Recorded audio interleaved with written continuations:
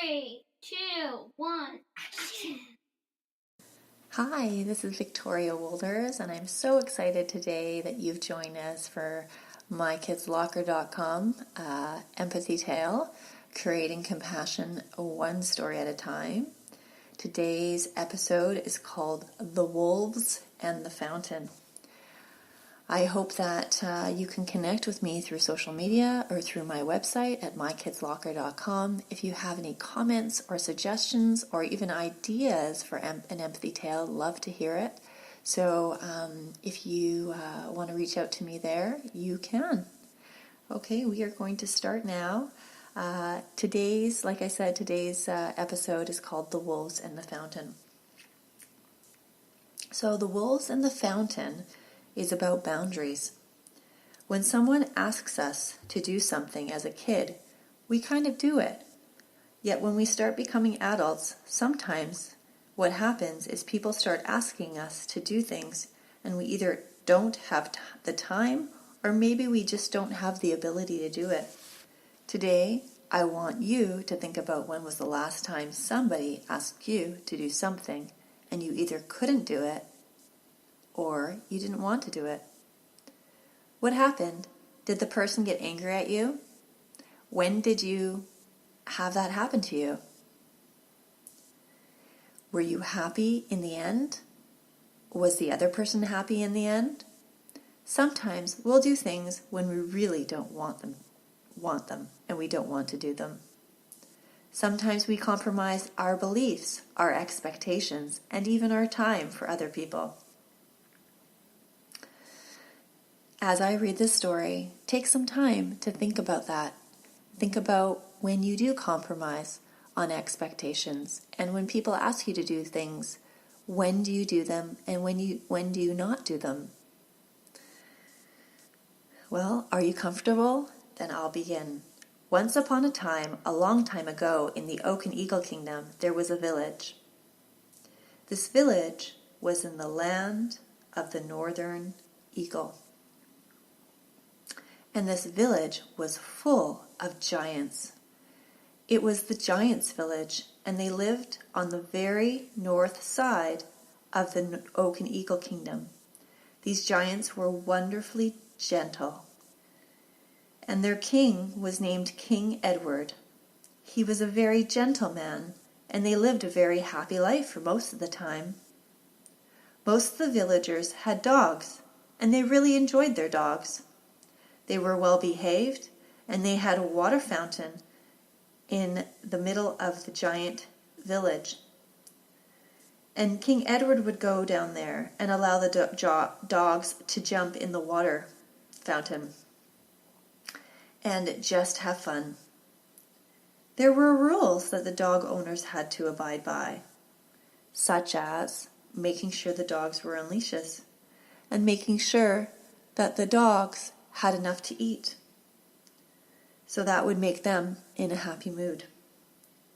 It was such a nice time to play.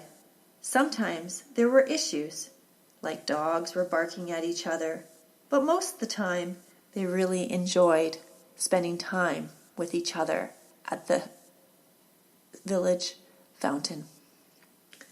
There was a lot of joy. There was a lot of happiness.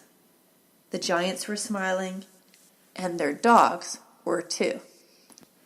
After many years of having dogs, there were a couple of giants that started to feel a little unhappy. They started to feel like their dogs weren't as strong as they could be. They decided to go into the forest of darkness. They decided to go take some wolves as pets.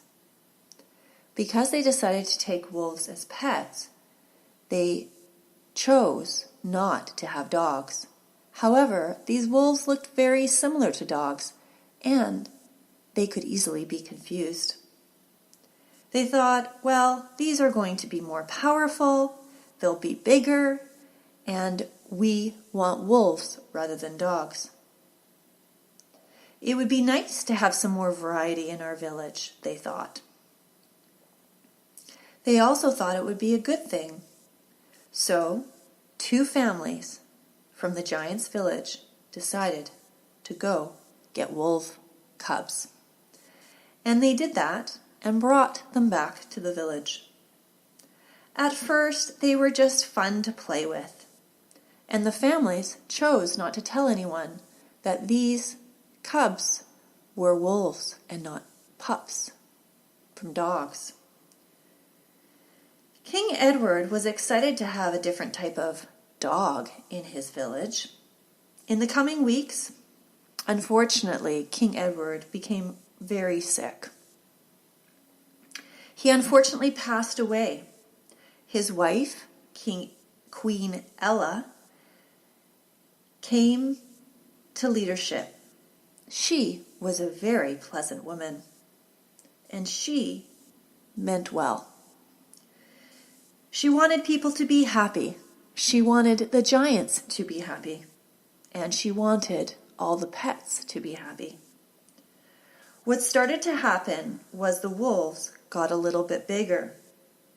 Some of the people in the village started to say, those dogs look a little bit bigger and a little bit more angrier than the normal dog. But the two families would just brush it off. The two families who had the wolves started to notice that the wolves did start getting bigger. When they would go to the village fountain, the wolves started to bark very loudly and growl at the dogs.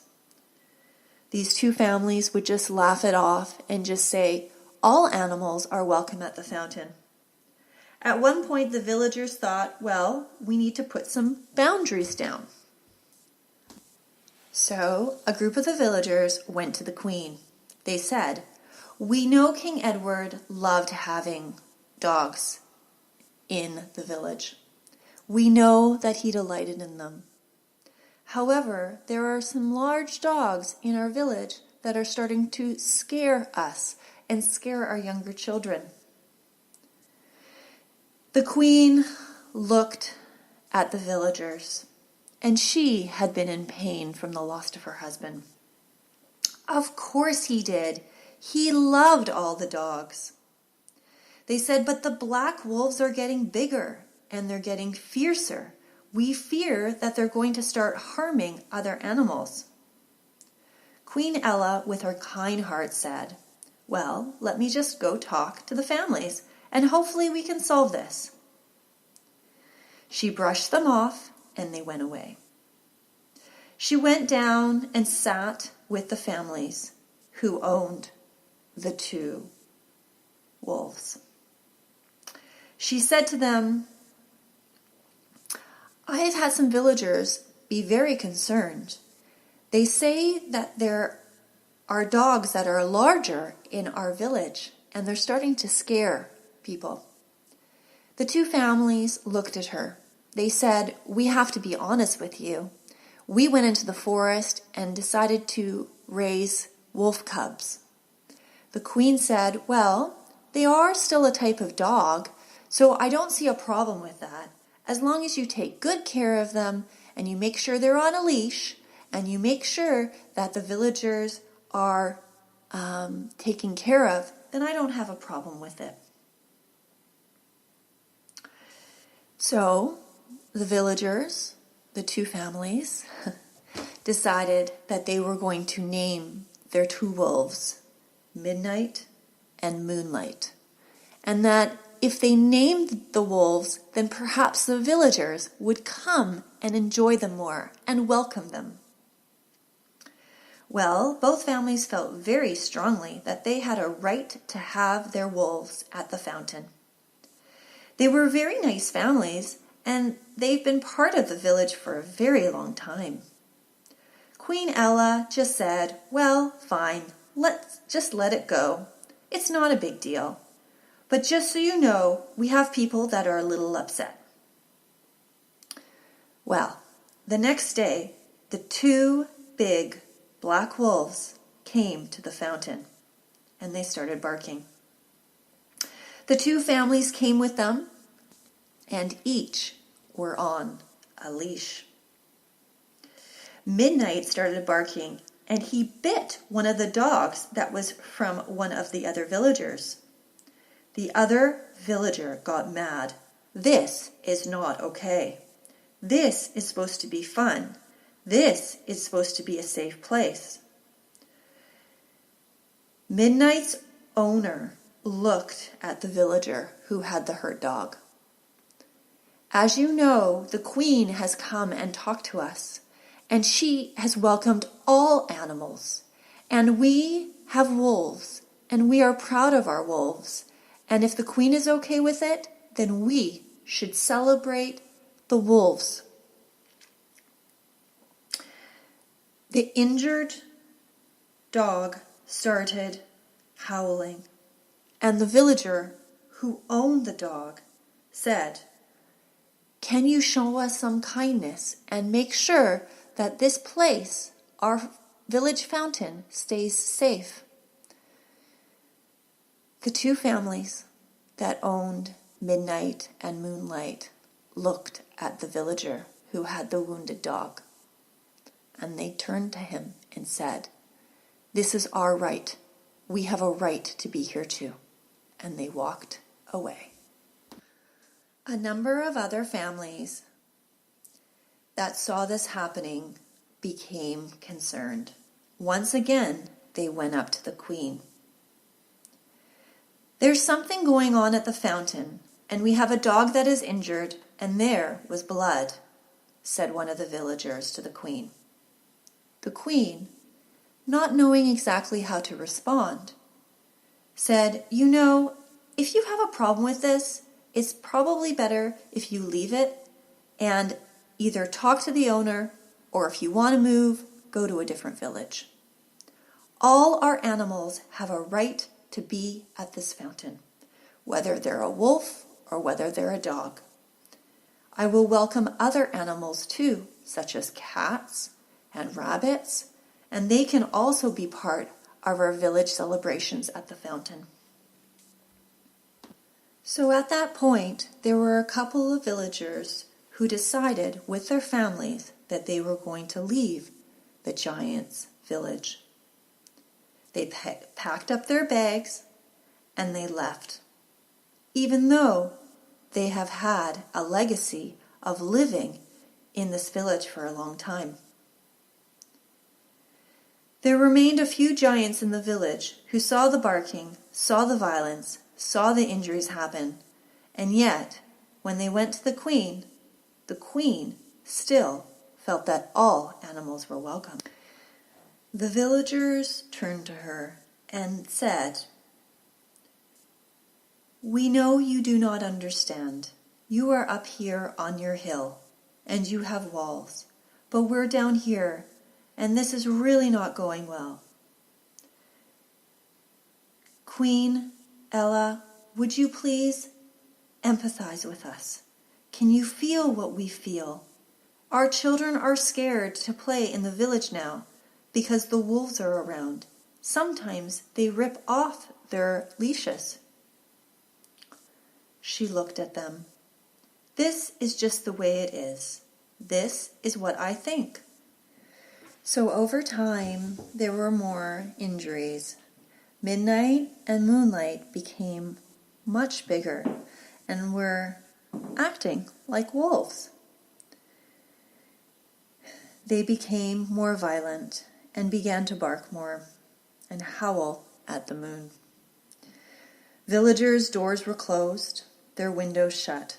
Children did not play outside anymore. Families could not leave their beautiful gardens blossoming because the wolves would tear up the flowers. Dogs didn't play in the fountain anymore, and the people did not meet in the village fountain. Children didn't play in the village anymore. Children were not allowed out anymore.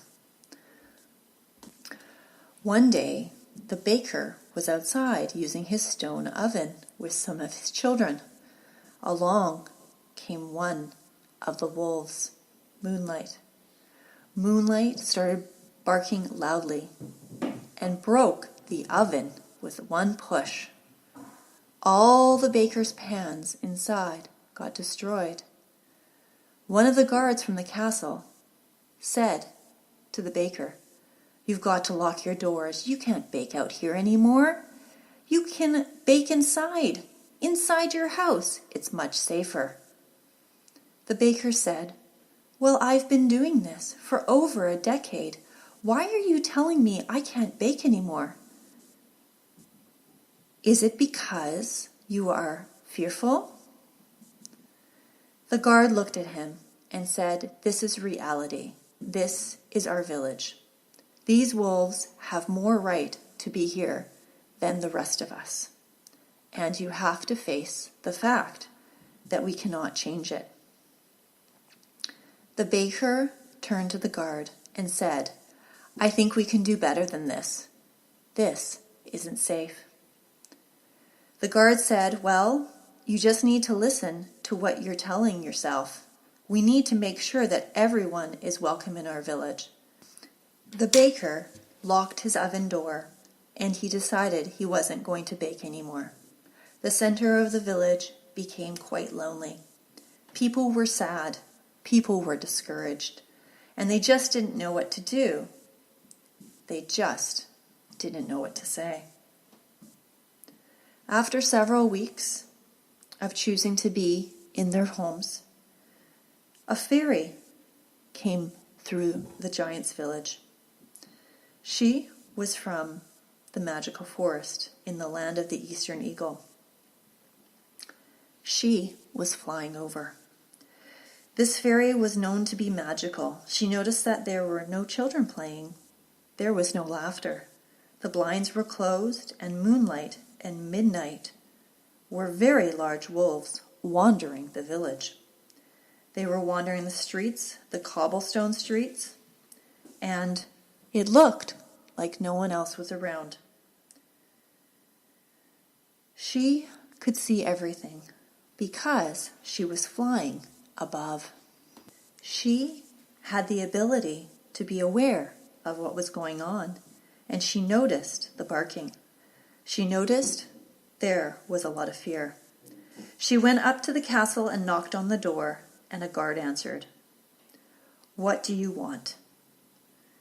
Oh, I've noticed there's a lot of sad people in your village, and there's a lot of unhappiness. And don't you think that needs to change?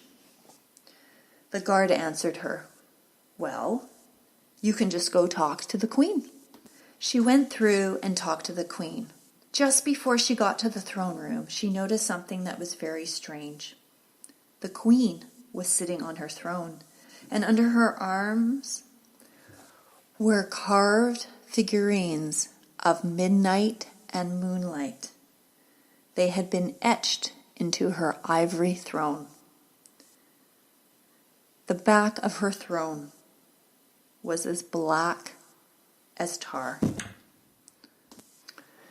She wore this black dress, and in front of her face was a black veil. The fairy said, I want you to be aware that there are people who are sad in your village. There are innocent people who are being harmed and hurt. Their freedoms are being hurt because moonlight and midnight are wandering around. The queen said, I believe all animals have a right to be here. The fairy said, do you see the damage that it's doing? Can you empathize with the baker? Can you empathize with the families that are fearful and have to close their doors and their children can't go out anymore? Can you empathize with them? The queen lifted her veil. Yeah, this is just your opinion. This is just their problem. Her eyes were as black as the night. The fairy leaned in. Do you see what I see? And at that very moment, the sunlight came through.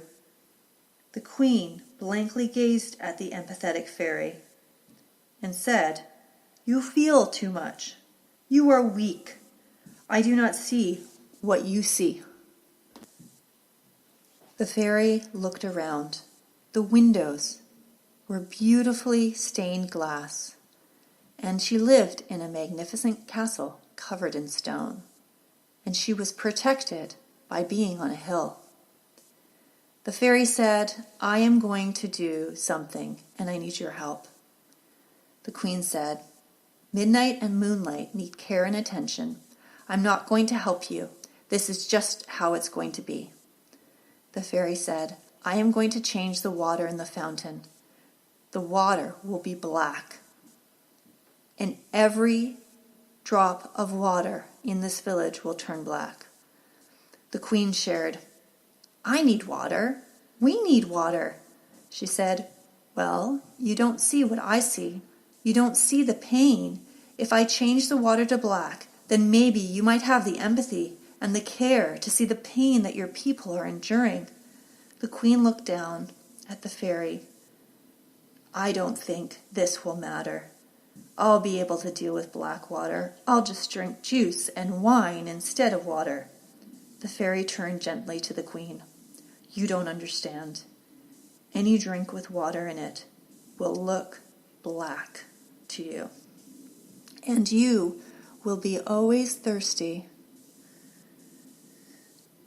The fairy walked out of the throne room, and as she was doing it, she turned around for the last time, saying, I will return in 1 week. During that week, all the water was black. There were a number of villagers that left because of the water had turned black. Queen Ella chose to stay in her castle, and she became very thirsty over the period of the week. A whole week went by, and even though they were able to drink black water, it did not look good. And every single drop of water did not quench their thirst. She was constantly thirsty. The black water never, ever quenched her thirst for a whole week. She became sick and very weak within the 7 days. Her hair, skin, and nails began to show scales of black, like the flakes she would find on a lizard. The queen looked out onto the giant's village, and she became sad. The fairy came back and looked at the queen in her pain. The queen turned to her and said, I feel their pain. I understand. I know what it means to truly feel this way. What should we do? I am sorry. The fairy looked at her and said, we need to contain Midnight and Moonlight. We need to place them in a community and care for them. Our village needs to be able to roam free and be free. The queen looked at her, and at that very moment, all the black scales flaked from her skin, and they fell to the ground. The fairy came up to the queen, and she sprinkled magical fairy dust on her, and every bit of black from the top of her head to her toes crumbled to the ground in ash. From that point forward, there was water for the queen, and there was healing for the land. Midnight and Moonlight were cared and caged. They were cared for and loved by their owners. They soon were able to come back into the village area after they have been cared for and taken care of by villagers who wanted to work with the wolves. It was only through the fairy's compassion and through the queen's understanding that healing had happened. Boundaries needed to happen in order for people to thrive and to survive. If it wasn't for the one fairy to be brave enough to talk to the queen, then the fear would have continued. The village grew to be healthy, and the people who had left returned, and the giant's village again were able to celebrate, care for, and live their lives in the village and around the fountain. Thank you. Well, today's Empathy Tales was a really nice one because I think that it tells us a little bit about boundaries. It tells us about when we say yes and when we say no, and even how that affects other people. And the wolves and the fountain can be a story that we can bring into our real lives about when we say yes to things and when we say no to things and how it affects everyone around us. Well, thank you so much for joining us for Creating Compassion One Story at a Time. Please feel free to reach out to me at mykidslocker.com. This is Victoria Wolders, and I hope you create compassion one story at a time. Thank you. 3, 2, 1, action!